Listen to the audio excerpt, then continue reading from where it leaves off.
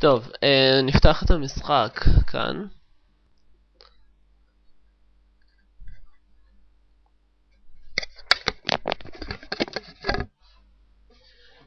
וכאן נקבל אותו על מסך מלא. שנייה אחת, ניתן למחשב שלי לעלות.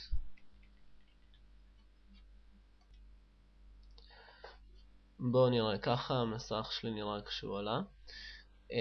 את הניווט אני עושה על ידי החזקת Alt וסיבוב המשטח. קונטרול ו-Alt ביחד, אני יכול להתקרב או להתרחק.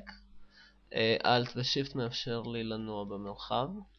עכשיו, יש לכם פה הוראות שתוכלו להיעזר בהן להפעלת המשחק. כדי להתחיל את המשחק, לחצו על P.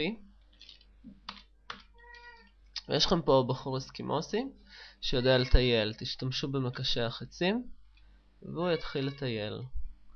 עכשיו, הבחור יודע לעלות על משטחים, וזה החתול שלי אם אתם שומעים, ולטייל וליפול מגובה.